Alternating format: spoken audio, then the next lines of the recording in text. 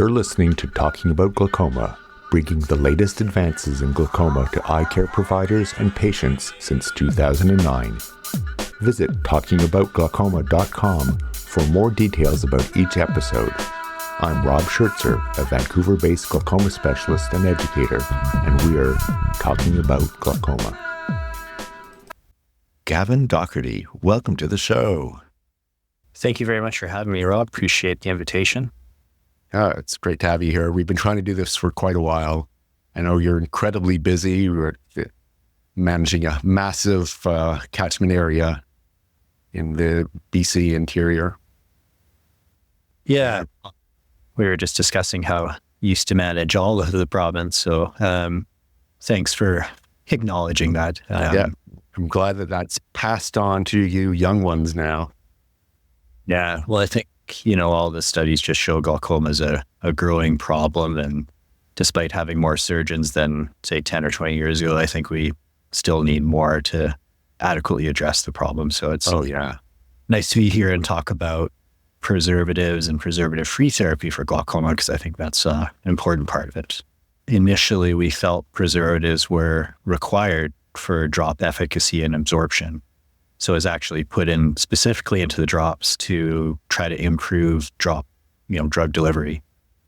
And initially, I think it was required by FDA. You'd probably know better than myself, but when I was reading up on this, it was required by FDA to have the preservatives, one, to ensure it was safe and would cause an infection. Absolutely. As part of being able to manufacture and provide this in a safe way. And then number two, it was thought that it was required or necessary for drug efficacy.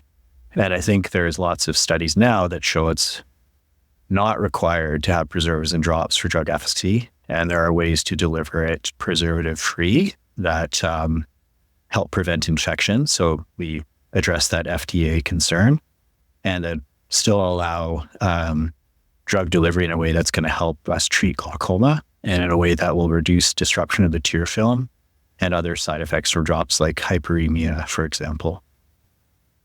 As you said, we now have more options for preservative-free, but I think a lot of us aren't really aware of why we should use preservative-free. So I can talk about some of the different studies if you want, but basically there are studies now that show that you can change to a preservative-free in-class molecule. So like for prostaglandin is the one that has the most research for this. And you can achieve similar pressure control that you get improved compliance. And mostly I think because there's reduced side effects such as burning, irritation, and redness, which results in improved patient satisfaction and more likely to take the drop. So I think it was Dr. Sidney Hutnick. I heard this first from him. He says we take a asymptomatic patient, tell them they have a disease, and then make them symptomatic with our treatments, which is the big problem for early glaucoma. And that's right. Especially when it's a disease where patients have, like you said, they're asymptomatic. They don't know why they should be on medications. And with that, if we're creating a new problem for them, why would they be compliant? Yeah. So trying to get patient buy-in, it doesn't help if we have drops that make their eyes red and uncomfortable. And preservative-free isn't perfect, but at least it's a step in the right direction to try and address that concern. And we've been trying this for a long time to try and improve our drug delivery with, gentler preservatives such as Polyquad for Travatan and Travatan Timolol for a while was marketed as one that was gentler on the ocular surface. And then if we look at vermonidine, if we have vermonidine with purite versus vermonidine with VAK, there's some studies that suggest there's actually reduced incidence of allergy or allergic conjunctivitis with the purite.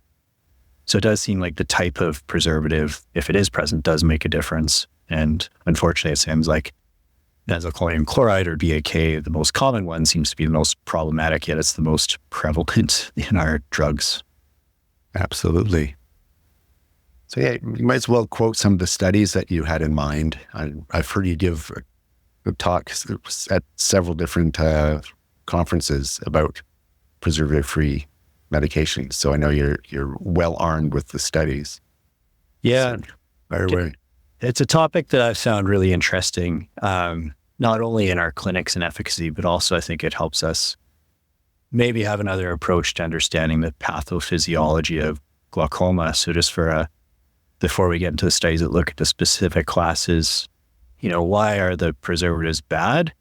So if we look at what preservatives do to the ocular surface, you already mentioned they disrupt the tear film, they damage epithelial cells, they damage goblet cells. There's some evidence that they may actually induce more rapid cataract formation in patients. That's actually in the Blue Mountain study, which is one we quote a lot for other glaucoma purposes.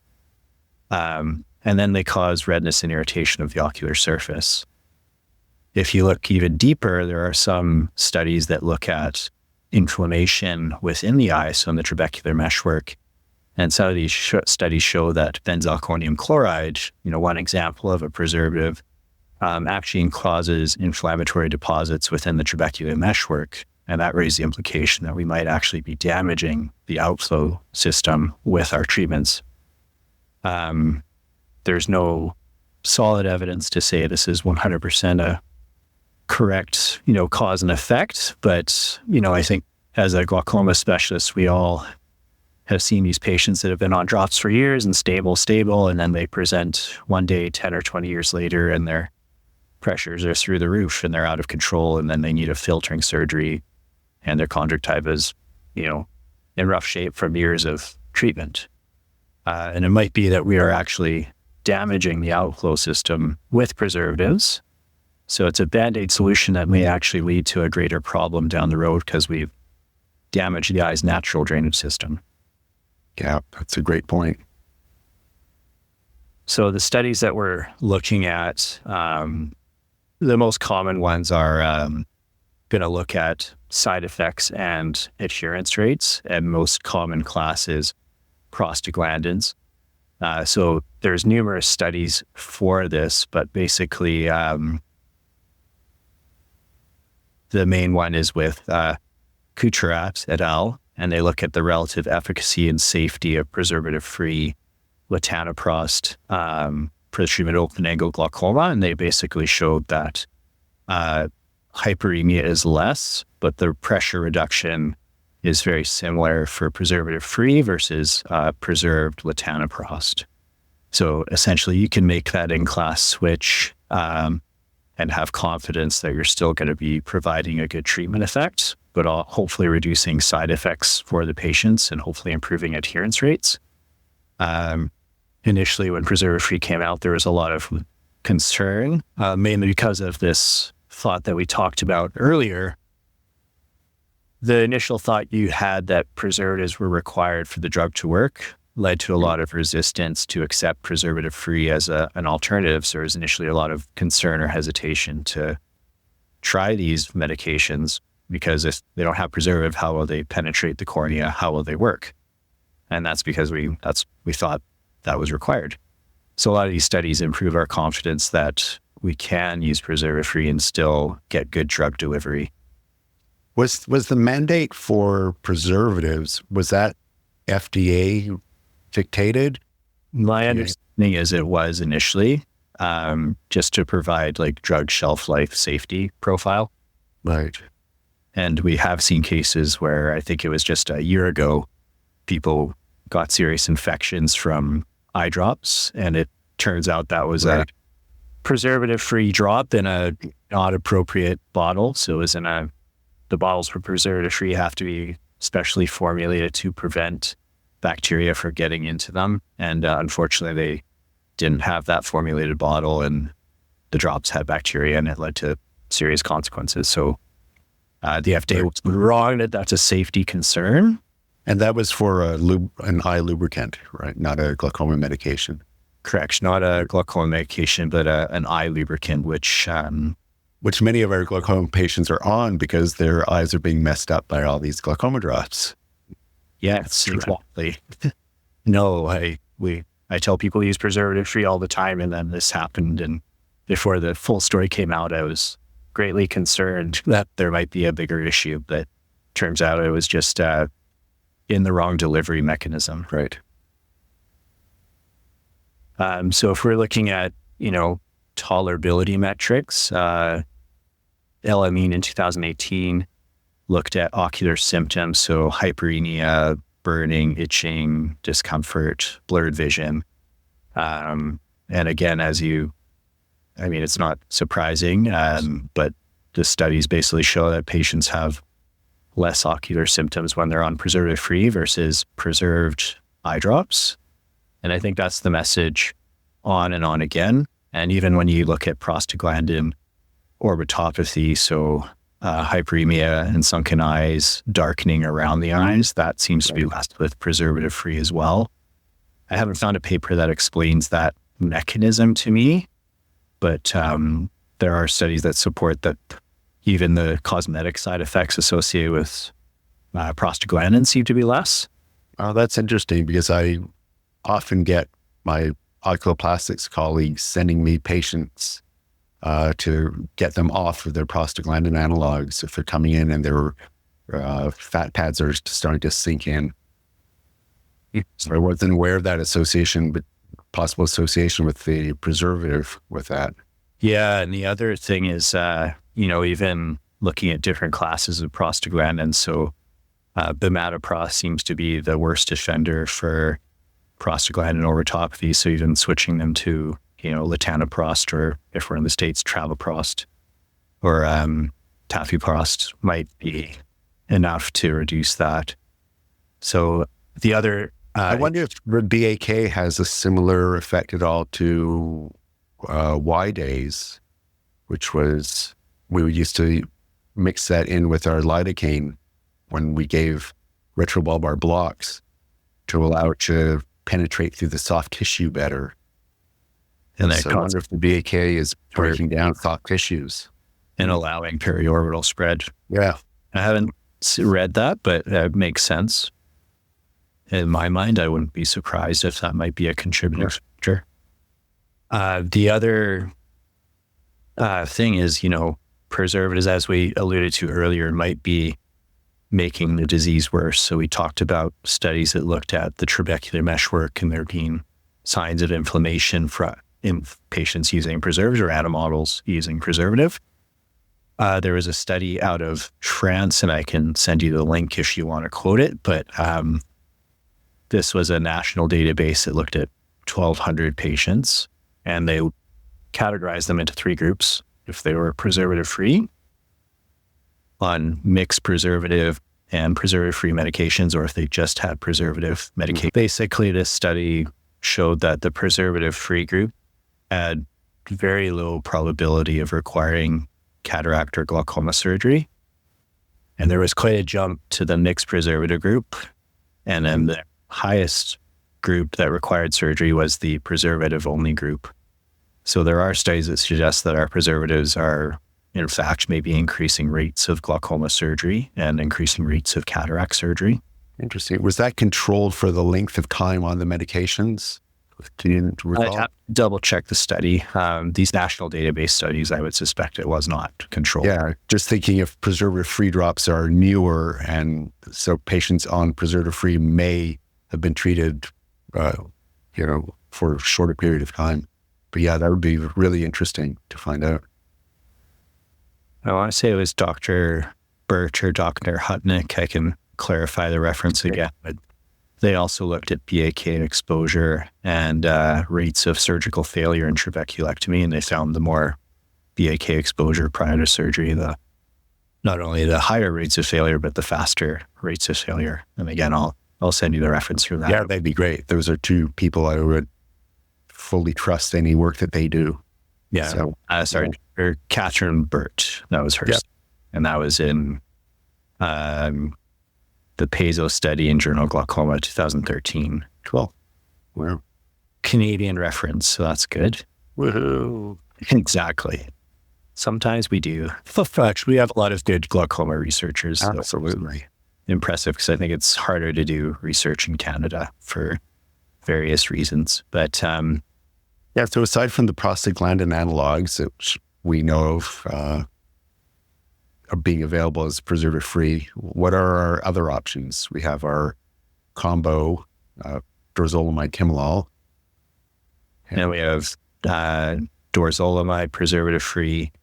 And then we've got latanoprost and bimatoprost preservative-free. So we don't have an alpha agonist, and we don't have a single beta blocker. Also, I will use Timoptip XE, which seems to be a little better tolerated, even with patients that have multiple drop or preservative sensitivities. Right. We used to have preservative-free timolol that came in minims. It was not Merck produced. It was, I think, Chauvin from France, and that used to be imported into Canada. So it might still be available in other parts of the world.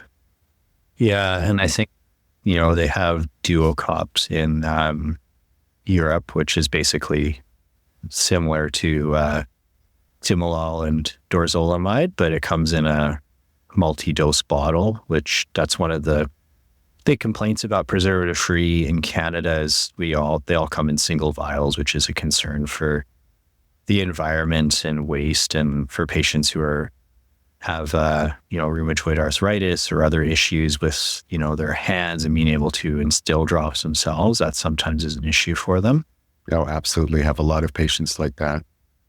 Yeah, and then that's just one barrier to preservative-free, which, so environmental concern, and then the actual ability to apply the drops. And then the cost. So preservative-free isn't generally covered by most plans or by MSP. So you have to apply for special authority and be able to demonstrate that they require these drops or had reactions to other drops.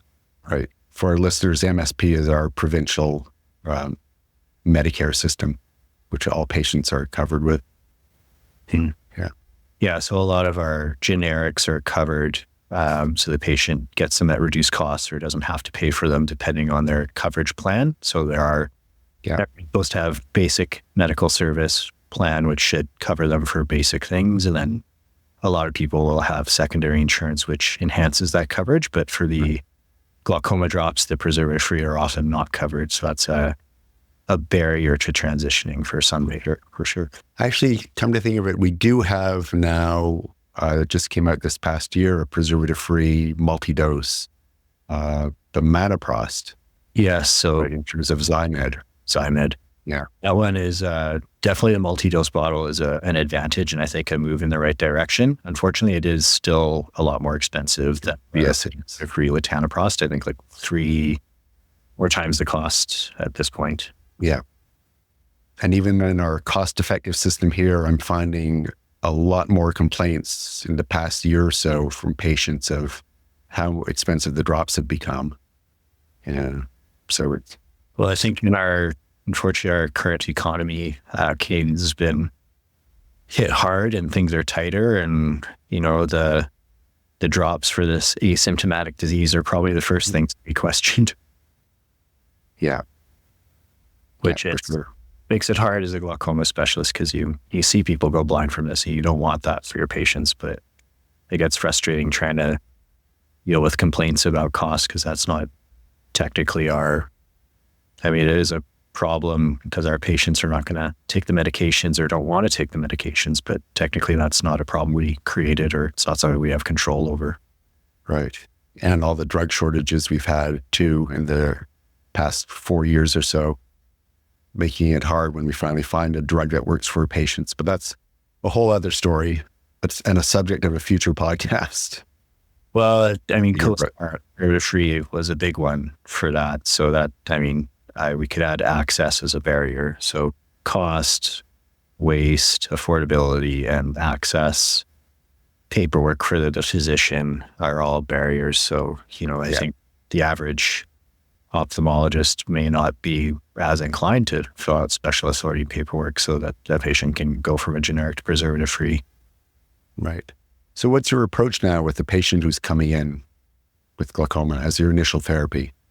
I will tell them I feel preservative-free is better for them. I'm upfront that there is a barrier in terms of it may not be covered. I tell them that if it was my eye, I would want preservative-free because there's implications that there's potentially reduced rate of surgery, reduced side effects. But that being said, I let the patient know that there are covered options available that should lower the pressure. And that's been the standard of care for many years. And I'm sure too you propose SLT. Yes, sorry. So I usually tell them that there are a couple first-line options available. As I mentioned, that there's laser trabeculoplasty, which there's lots of great evidence as a first-line treatment for glaucoma. And I feel like I try to push that first line, because why would you want to take a medication every day if you can have a laser that accomplishes the same thing, and then compliance is taken out of the equation? Right. So SLT is my preferred approach. But then if we are talking about drops, because some people for some reason may have a fear of laser, or they've had it, Right. then I say, you know what, there are eye drops available. There are multiple classes. Our first line agents are usually, I would consider a beta blocker, a prostaglandin first line, especially because, you know, Tomoptic XE you can use once a day dosing, and it generally doesn't have very many ocular side effects. But usually we want prostaglandins for efficacy in single dose. And then I'll mention, you know, latanoprostene bunode in terms of increased efficacy, relative affordability, but has a preservative-free latanoprost as the leading preservative option that's the most affordable and has the most evidence behind it. And then I will offer them a generic prostaglandin if coverage or affordability is a concern. Yeah. A little bit off topic, but since you dropped it in there, the latanoprostene bunalol, where I feel like it ran your Visalta. Yeah. Yeah. I feel like if they made a preservative-free option that was covered, that would be my go-to. Because I do feel it's more efficacious, but I find some patients find it burns and has ocular side effects. So that sometimes is a limiting factor in terms of adherence or patients willing to stay on it. So I do find generic or preservative-free latanoprost alone is often better tolerated. But I wonder if a preservative-free version, you might take that out of the equation. Right. And with there, it's the nitric oxide part of the molecule. Yes, the nitric oxide analog is supposed to hopefully give another 1 to 2 points of millimeters of mercury lowering. And then, you know, from our core glaucoma trials, we know that every 1 millimeter of mercury is supposedly a 10% reduction in progression. So if you can get that for one drop, then, you know, I think that makes sense. And when Vyzulta first came out, when you asked me to talk about it at our provincial meeting, you know, it seemed like the go-to then. And now preservatives have come on the field, and, you know, looking at the evidence, I do think there's an argument preservative-free has come on the field, but I think there is an argument that preservative-free is probably better long-term for patients. But it's a question of access, affordability, and coverage for patients, which are issues at the moment. Because I think if there was coverage and it was affordable for patients and it didn't come in the little vials so everyone could use them, there would be less questions about it, I think. Yeah, absolutely. Now, do you have any, I guess, anecdotal experience from your practice, since you're quite overloaded with surgery, patients who have been on preserved drops versus not on preserved drops? Do you feel you have enough information there from the patients you've seen on the problems you have after surgery or around the time of surgery? Yeah, so I do make an effort when they have a lot of signs of corneal toxicity or, you know, keratopathy. I do make an effort to switch them prior to surgery. Yeah. To be honest, it's probably not a long enough time course, but they often have high pressures and need surgery a little bit more urgently than I have time to work with just managing their ocular surface. Right. So that's something I wish referring specialists might do a bit more, or referring optometrists, you know, manage the ocular surface, recognize the preservative toxicity, because if you send an inflamed eye, your chances of success are lower. So, yeah, I mean, sure, we had one patient who came in and she was, you know, basically walked into the office in sunglasses and a wide-brimmed hat, you know, on Zalacom and Brinza, very red, inflamed eyes, glaucoma not well controlled, pressures elevated, visual field progressing, cataracts, and we did cataract with minimally invasive glaucoma surgery after switching her to preservative-free. And even just switching her preservative-free, she was so happy. She wasn't wearing sunglasses anymore. She felt like she could actually open her eyes. They weren't red and inflamed.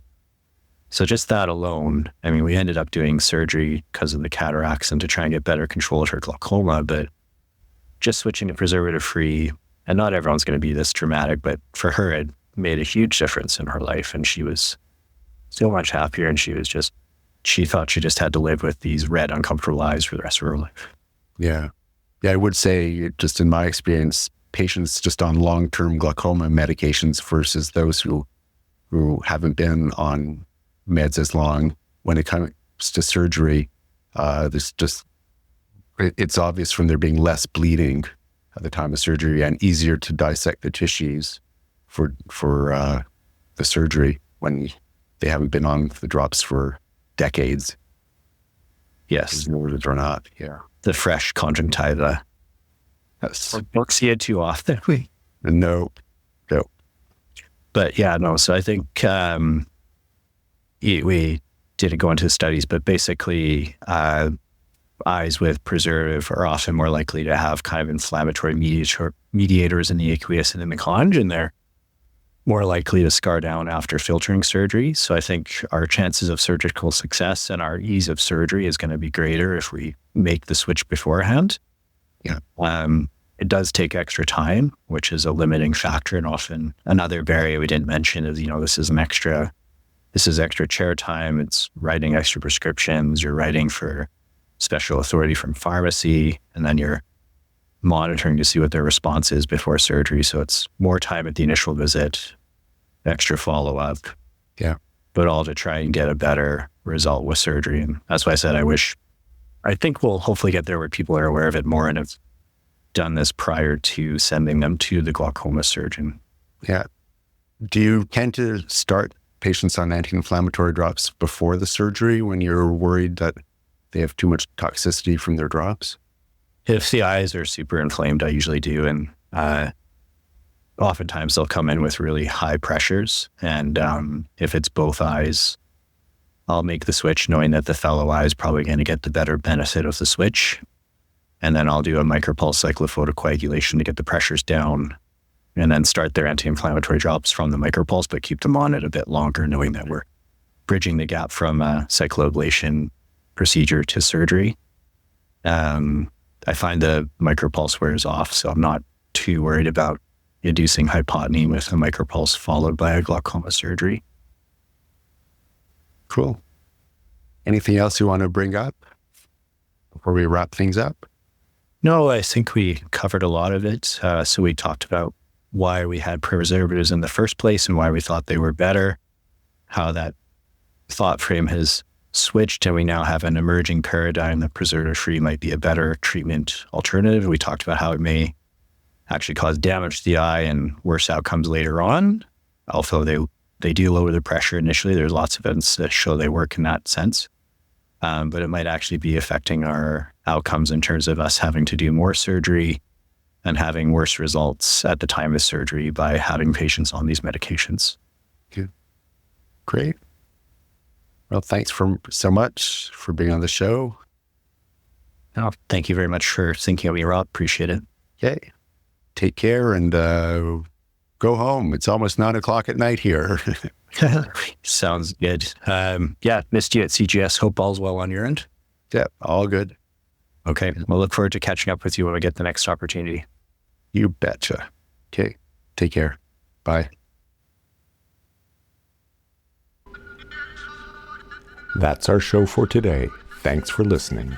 Visit talkingaboutglaucoma.com for more details about each episode and how to get more involved with the show, including receiving future newsletters or becoming a guest or sponsor. Please rate the show on your podcast player of choice and tell your friends about it. Keep informed to prevent needless loss of vision from glaucoma. See you next time on Talking About Glaucoma.